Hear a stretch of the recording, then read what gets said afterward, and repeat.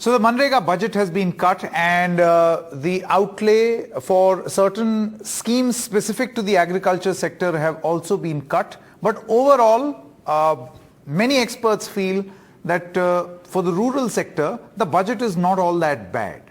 What really is the correct assessment, or how should one look at what is there for rural India in this budget? I have with me Dr. Ashok Gulati, Infosys Chair, Professor, Agriculture at ICRIER. Thank you very much, Dr. Gulati.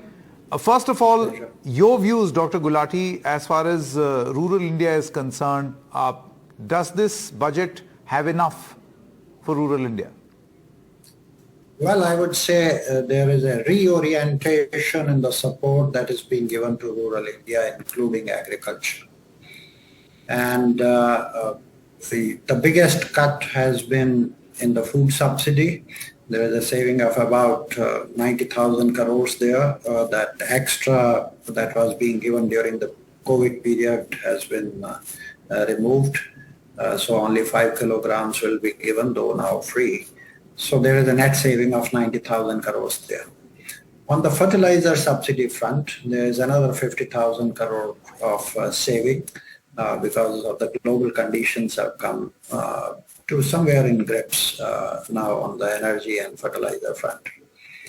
MNREGA also has been cut, and roughly 30,000 crores or 29,000 crores roughly have been saved on that front. Now this many people are viewing as a major cut in the rural allocations.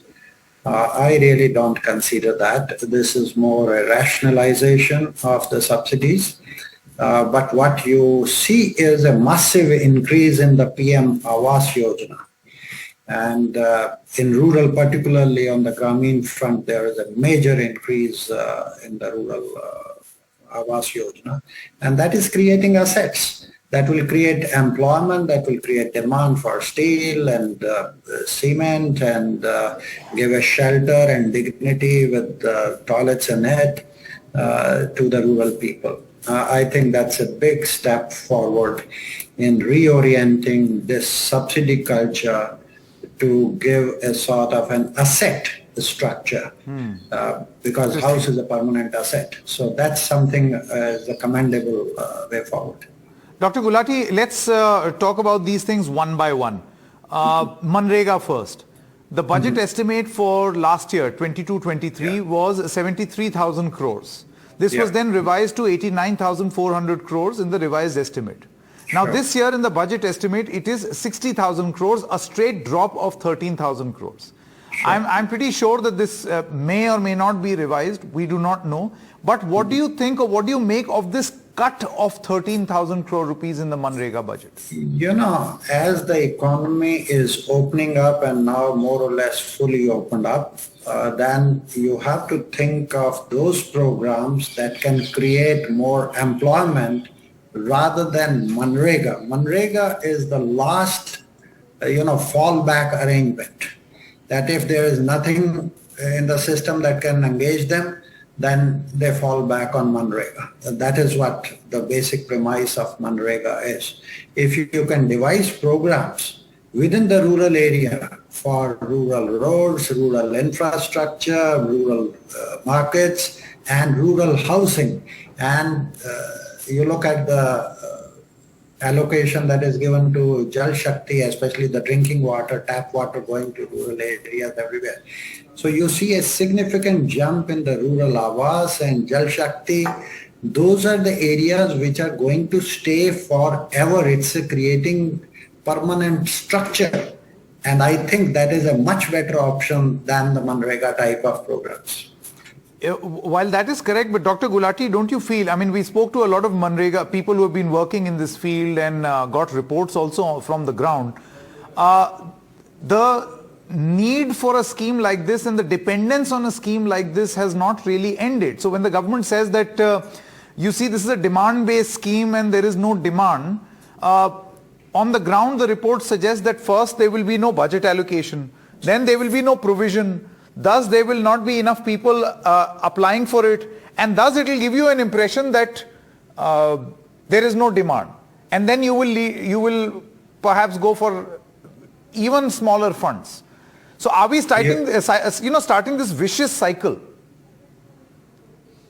No, but you are giving a narrative, what perception you have or some of your other experts have. This is what I've learned from some experts. This is anti-poor, anti-rural, anti-this. I'm not subscribing to that at all. I'm very, very happy that subsidies like food, fertilizer and MNREGA are being rationalized to create assets in the rural area which will stay there for decades, giving free drinking water, giving housing, giving toilets, giving rural roads. That's the need of the hour. And I would commend the finance minister on that front, that instead of giving revenues, it is creating real infrastructure in the economy, and that should create employment which is much more productive.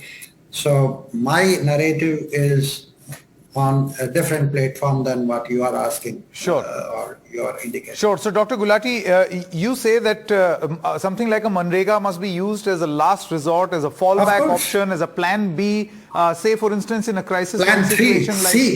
C. Plan C. Okay.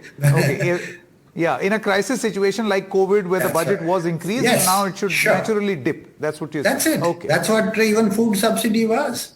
The COVID period, it went up dramatically, but now that period is over. You think that support that is required from the government, that period is over, particularly in rural India? That now we can stop this dependence or wean people off this dependence? Yes, I think we don't want to create a culture where people keep getting free things for doing nothing. Okay? We don't want that culture to develop in the economy. In fact, farmers had been complaining that because of MNREGA and this free thing that you have been giving, there is labor shortage for them. People don't want to work on the field because you have to work hard on the farm. This is a permanent discussion point with the farmers. The best would be if FM can dovetail the MNREGA activity on farmer land so that farmer pays 150 rupees and 150 rupees government pays through MNREGA, but the system has to be organized that work can be done on the farmers' fields.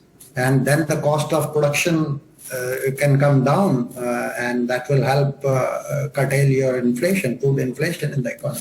So just to recap, you say the PM Awas Yojana and the increased outlay is going to create or propel growth in the rural sector.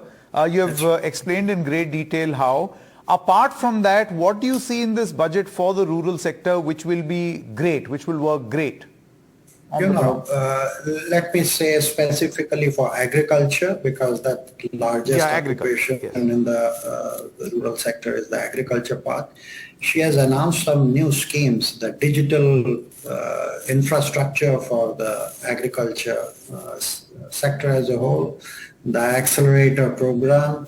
Now the exact allocations are not yet clear how much will be spent on those. Some natural farming and all that. One thing we have to remember, we have to make our value chains in the agriculture sector much more efficient. And today the digital economy, where India has done excellent overall, you look at the G20 countries and India in the digital world, that is our showcase. But in the rural economy, digitalization has been lagging behind. So putting that upfront as one of the big steps, I would count that as a pretty positive, but the allocations are not yet known. The thought process is there and I hope the money will be spent. Accelerator program, that is where the innovations will take place. So I count those as major things. There is a focus on horticulture, which is a high value product. That's where the wastages are the highest. And if we can create, storage facilities, they have talked about cooperatives at the cooperative level, massive storage capacity is going to be created. If they can reduce the post-harvest losses in the economy, that is a much better option than producing more and then getting lost in the value chain. So building up that entire infrastructure I would say is a step in the right direction. I'm pretty happy that the direction in which it has moved in the agriculture side, instead of giving more revenues, they are trying to give more towards infrastructure of that sort. My only reservation has been that in the climate resilient agriculture, climate change is knocking on our doors. If there is again a heat wave in March and if India loses 5 million tons of wheat, it will be a loss of like 10,000 crores. And the only answer to that is actually heavily investing in agriculture research to make our agriculture climate resilient. And that's where I think we need to double our expenditure on research and innovation. There is 9.7% increase in agriculture research and education, which is too little, I think.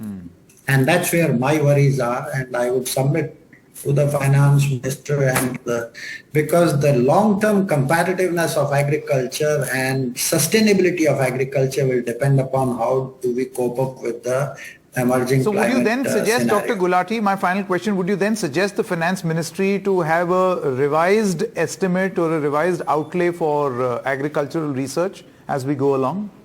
I would say minimum double it up, because it's about 9,500 crores. Take it to 20,000 crores straight away. And the saving that you have made from fertilizer subsidy or food subsidy need to be put back within the agriculture sector. She has put back most of this saving and these new little things that have been announced, but quite a part of that saving also has been siphoned away to railways and overall road construction in the economy, and also containing the fiscal deficit, which is fine. But this is a little, 9,000 crores, 9,500 crores to 15 or 20,000 crores is not a big sum. This will pay. This is the biggest return it can give to agriculture sustainability given the climate change on our head. All right. Dr. Gulati, many thanks for joining us. Thank you so much for your views, sir.